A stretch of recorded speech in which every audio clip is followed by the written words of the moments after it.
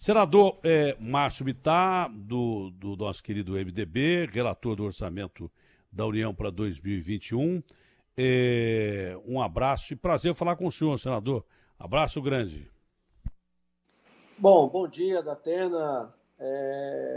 Começar dizendo da admiração que tenho pelo baita profissional, tenho respeito, acho você um bom exemplo para o Brasil inteiro, alguém que venceu pelo talento e pelo esforço. É uma honra ser entrevistado por você e, ao mesmo tempo, um privilégio que eu espero e peço a Deus que me ajude a ajudar a esclarecer, principalmente para cerca de quase 10 milhões de brasileiros.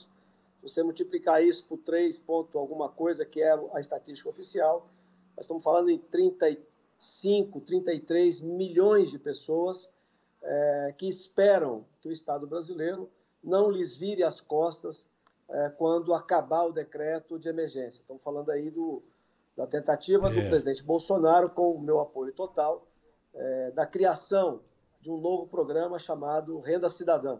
Então, é uma honra ser entrevistado por você, de fato, e um privilégio poder falar para milhões de pessoas de um tema que é, de fato, muito importante.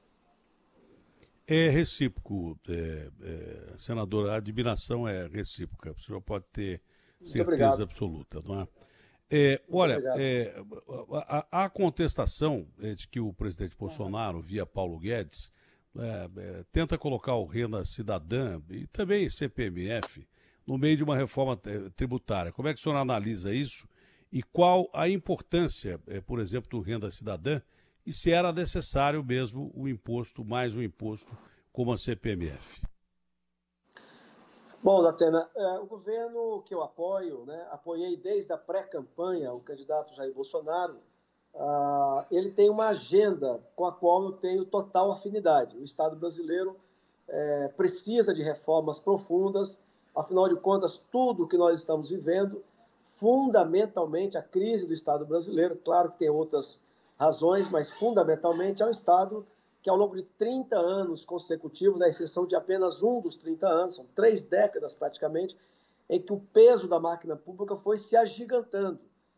Um Estado que foi gastando cada vez mais do que aquilo que arrecadava. É isso que gerou um orçamento totalmente engessado, onde quase 70% dele, de tudo que o país arrecada, é para pagar a previdência e os ativos e os inativos. E aí a folha de pagamento consome praticamente toda a energia. Então é um Estado que se agigantou tanto que está engolindo a sociedade.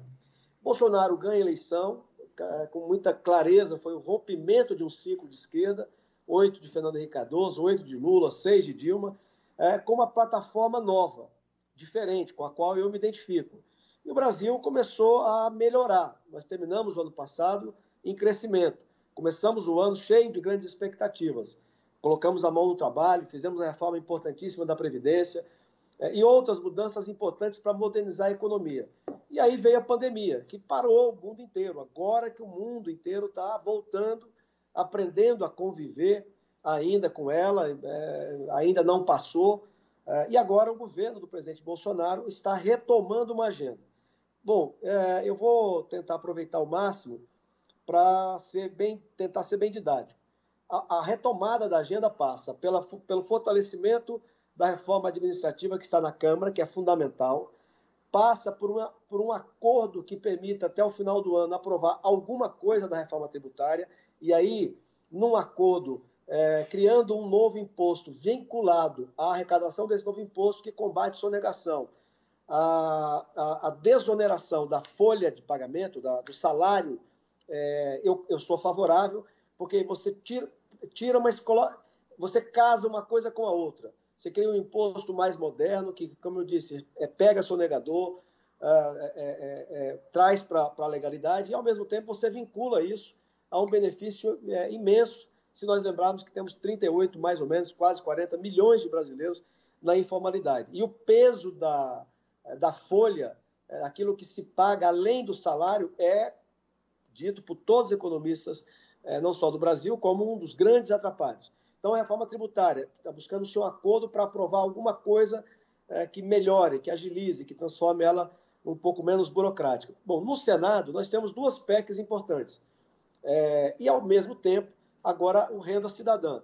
Bom, o Renda Cidadã, ele vai ser apresentado por mim hoje, deve terminar hoje, os técnicos estão trabalhando sem parar, porque é uma técnica legislativa que tem que ter todo um rigor, mas deve aprontar hoje. Ela será apresentada dentro de uma das PECs que eu sou relator, que é a PEC emergencial, também batizado por boa parte da mídia como a PEC dos gatilhos. Ela é uma PEC muito importante para o Brasil. Ela é a PEC que prevê que a farra com o dinheiro público, quando chegar a um determinado teto, você trava, por isso que é os gatilhos, você dispara uma série de gatilhos que praticamente proíbe o poder público de aumentar o gasto com o pessoal e com a máquina pública. E isso tem uma finalidade clara, parar de fazer com que a farra com o dinheiro público, quando estoura, chega a um limite insuportável, a sociedade que não teve nada com aquela farra é chamada para pagar a conta. Então, essa PEC ela é fundamental, ela cria limites para a irresponsabilidade, tanto do governo federal, governos estaduais e governos municipais. E não é à toa que a criação do programa Renda Cidadã vem dentro dela, porque são dois sinais que a gente quer deixar claro para a sociedade.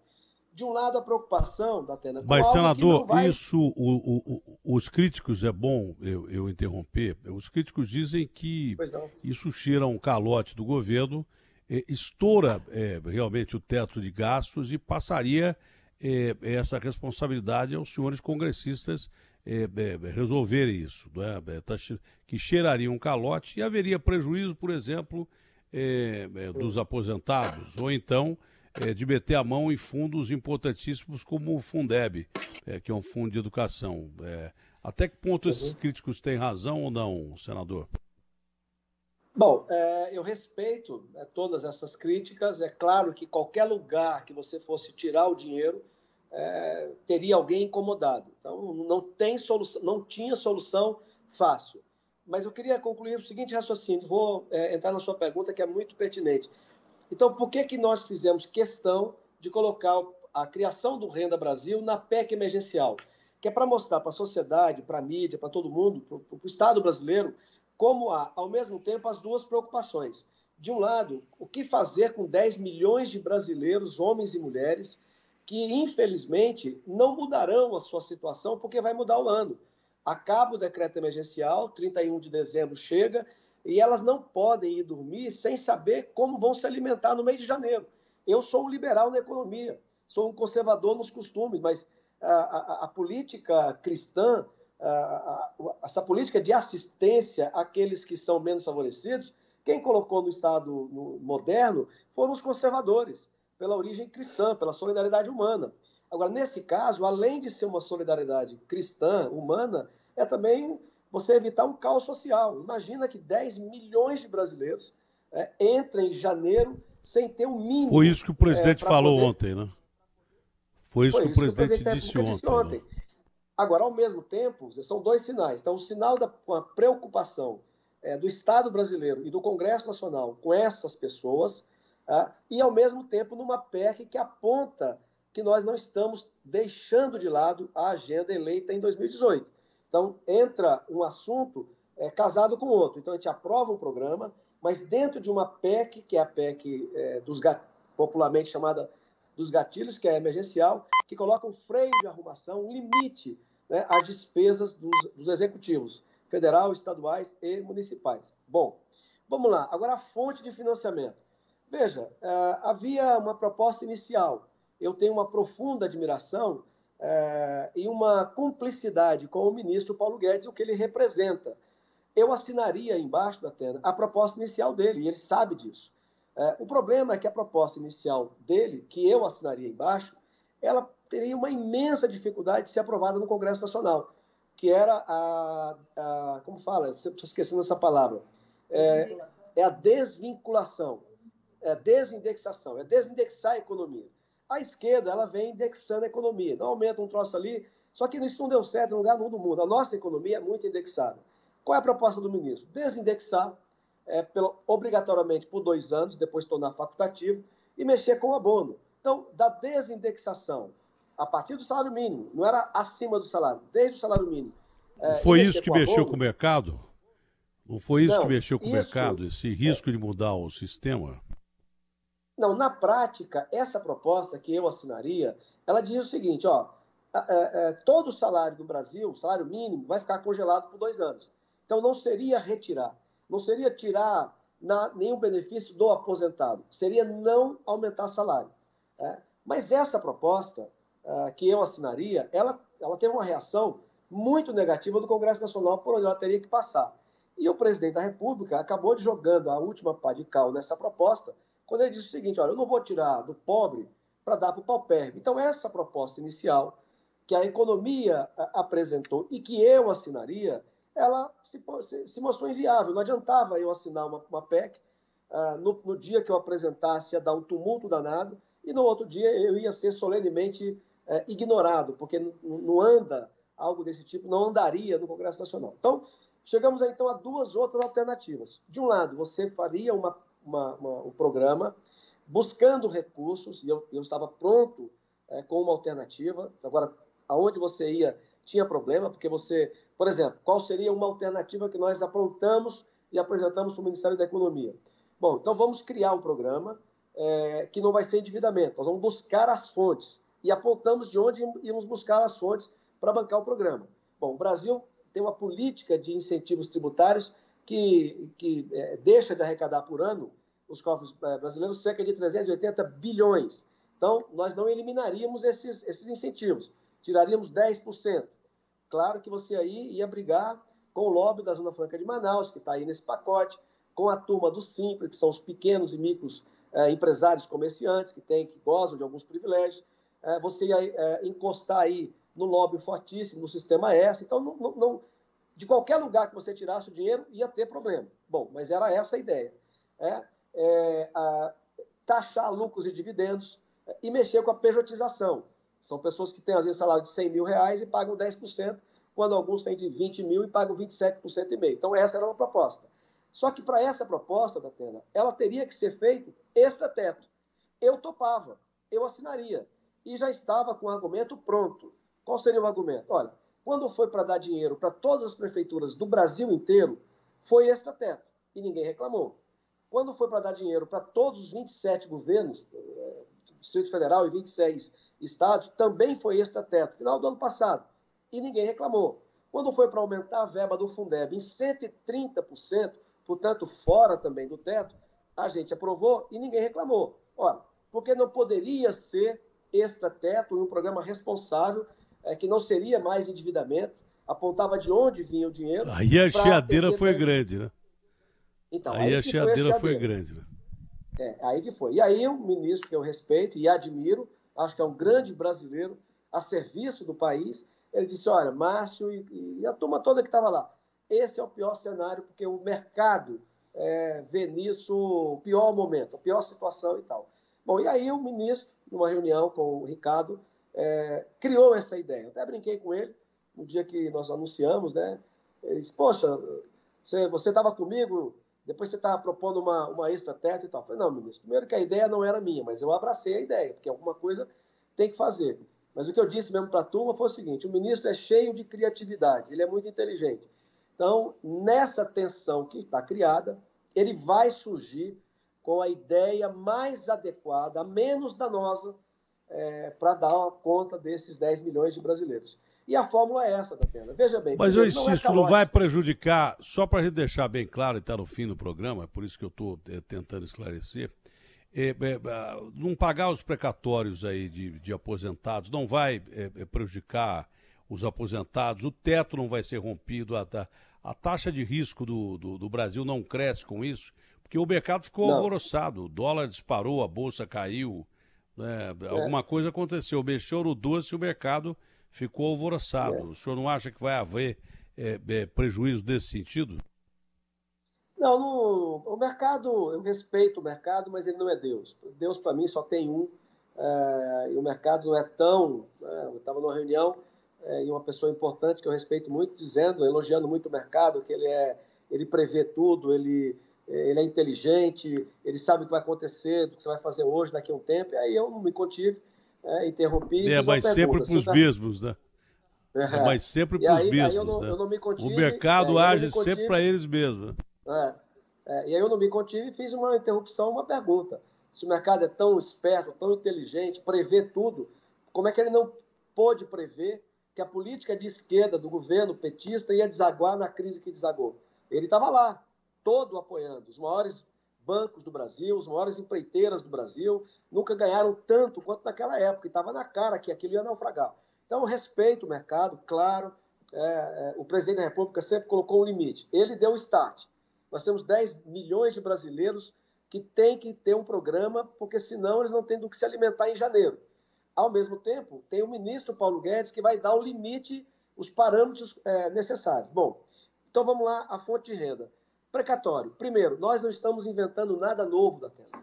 O estado de São Paulo, que eu imagino que seja onde você está, que é o estado natal, onde eu nasci, embora eu tenha muito orgulho de ser acriano desde 10 anos de idade, o que o estado de São Paulo... Vamos fazer uma comparação. O estado de São Paulo deve de precatório proporcionalmente mais do que a União e vai pagar esse ano 1,5% da receita corrente líquida. Nós estamos propondo que a União pague 2%, portanto mais do que o estado de São Paulo está pagando esse ano.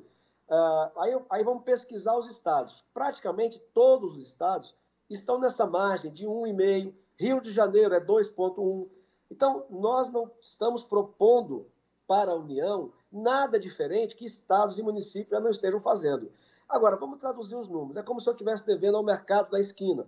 E aí tem uma crise de saúde pública, pega a minha família também. Eu mexo com o ramo da economia que caiu. A economia no mundo inteiro caiu. Eu devo R$1.000 no quitandeiro. Eu vou chegar para ele e dizer, olha, irmão... Vou pagar o que der. Eu não tenho como pagar tudo. Vou pagar o que der, vou pagar o que der e o resto eu pago depois. Vamos renegociar. É isso aí, hein?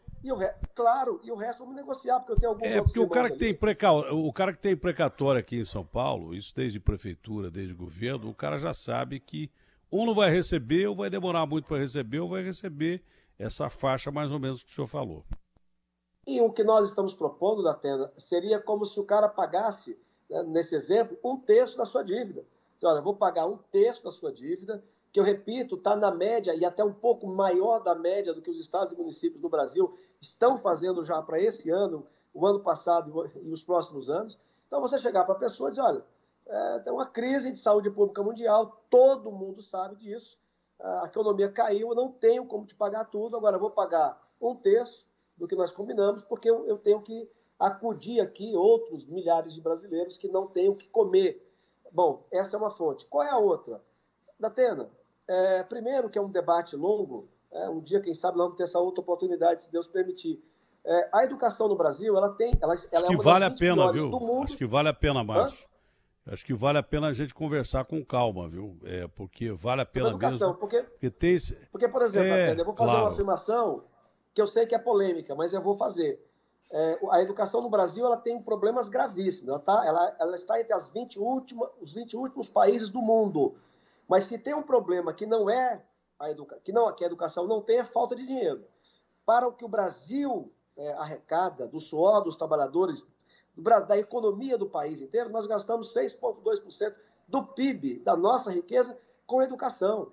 Isso é mais do que a média que gastam todos os países da Europa Ocidental. Então, mas mesmo assim, nós aumentamos teto, né, de 10 bilhões para 23 bilhões, portanto, um aumento de 130%, que vai entrar ano a ano, paulatinamente, para o Fundeb. Ora, o que adianta? E é uma reflexão para os milhares de amigos que você tem esparramado no Brasil inteiro. Do que adianta você ter um volume imenso para a educação se você tem 5 milhões de famílias no Brasil que os filhos não estão na escola. E por que não estão na escola? Porque estão ajudando o pai e a mãe.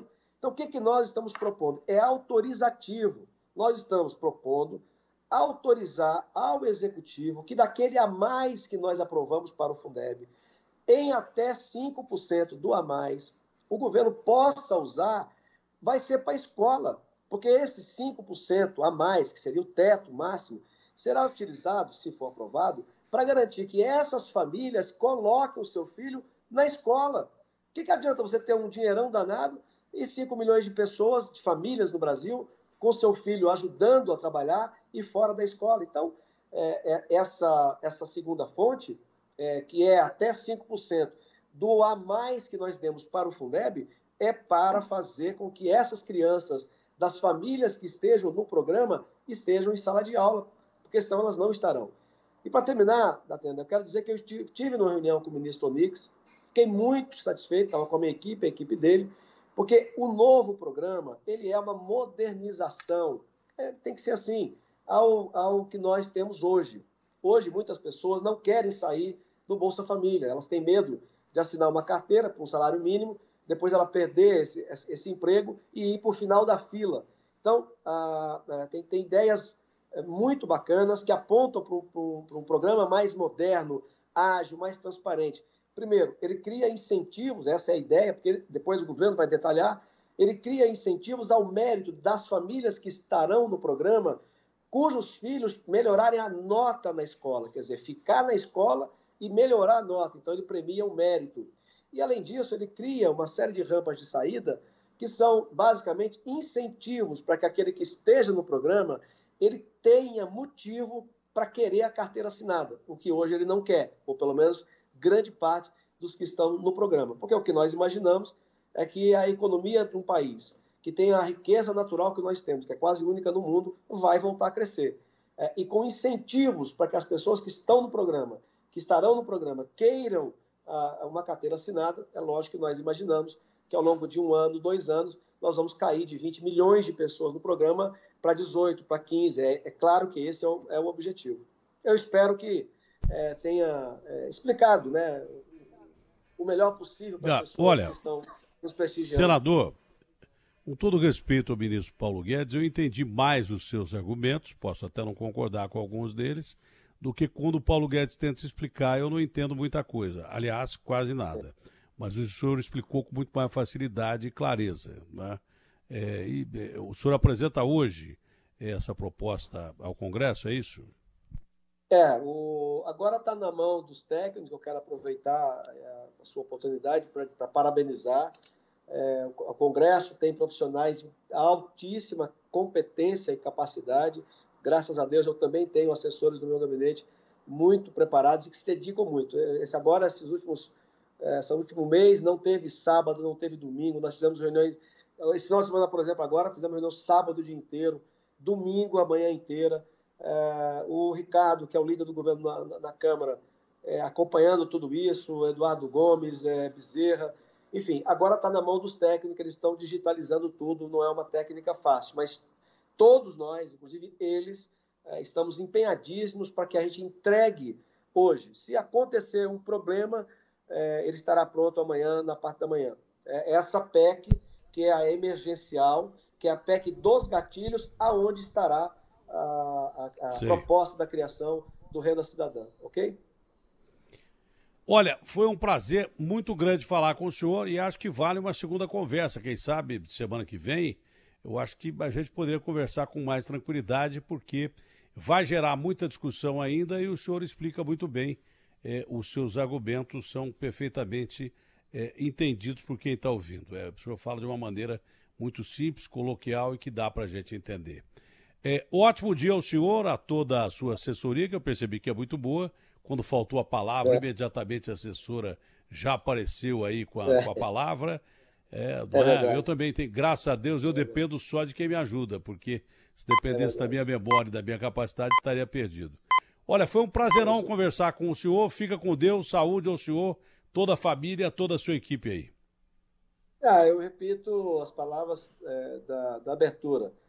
Para mim foi uma honra ser entrevistado por você, um profissional que eu vejo há décadas, alguém que eu entendo como um bom exemplo para o país, alguém que venceu na vida pelo seu mérito, pelo seu esforço, pela sua dedicação. E uma honra participar do programa e um privilégio, poder dizer desse assunto, que é uma preocupação imensa de milhões de pessoas, e poder explicar um pouco. E aí, para terminar, dizer que, nesse caso, a assessora que me orientou foi minha filha, que está aqui do meu lado. Eu quero mandar um abraço para você, mas não tem? Estou em casa. Um abraço a toda a família, saúde a todos. Obrigado. Fica com Essa é a melhor assessoria que a gente tem. Essa é a melhor assessoria que a gente tem. Dentro de casa, onde a gente tem a melhor assessoria. Um abraço grande, então, senhor, a família, saúde a todos aí, tá? Fique com Deus. Fique com Deus. Abraço grande. Amém.